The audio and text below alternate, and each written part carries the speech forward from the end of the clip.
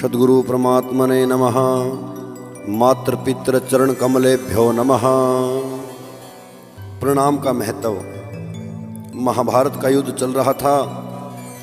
एक दिन दुर्योधन के व्यंग्य से आहत होकर भीष्म पितामह घोषणा कर देते हैं कि मैं कल पांडवों का वध कर दूंगा।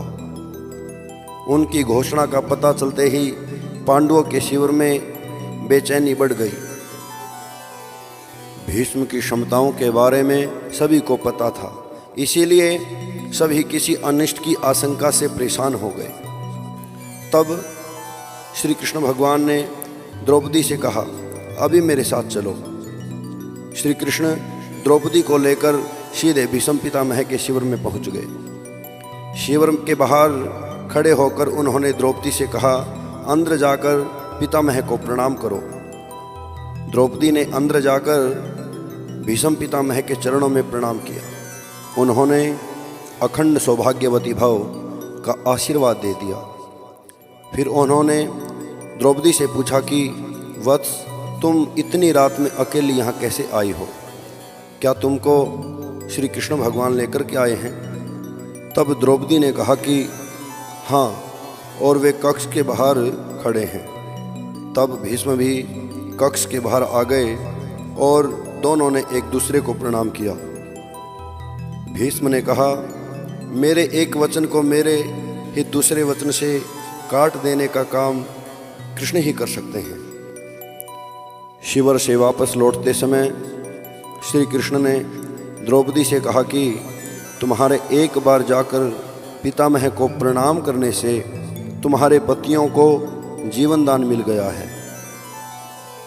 अगर तुम प्रतिदिन भीष्म, धृतराष्ट्र, द्रोणाचार्य आदि को प्रणाम करती होती और दुर्योधन, दुशासन आदि की पत्नियां भी पांडवों को प्रणाम करती होती तो शायद इस युद्ध की नौबत ही नहीं आती। तात्पर्य, वर्तमान में हमारे घरों में जो इतनी समस्याएं हैं उनका भी मूल कारण यही है। जाने अनजाने अक्सर घर के बड़ों की उपेक्षा हो जाती है। यदि घर के बच्चे और बहुएं प्रतिदिन घर के सभी बड़ों को प्रणाम कर उनका आशीर्वाद लें तो शायद किसी भी घर में कभी कोई क्लेश न हो। बड़ों के दिए आशीर्वाद कवच की तरह काम करते हैं, उनको कोई अस्त्र शस्त्र नहीं भेद सकता।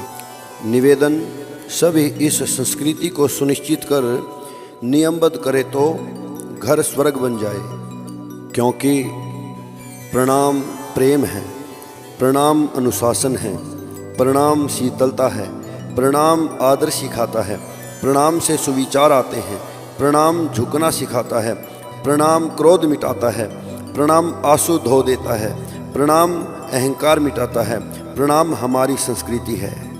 इसीलिए प्रतिदिन सुबह उठ कर के अपने बड़े बूढ़ों को प्रणाम करें, मंदिर में जाकर के देवताओं का पूजन करें, देवताओं को प्रणाम करें, ताकि हमारा जीवन सुखमय हो जाए। बोलिए नारायण भगवान की जय।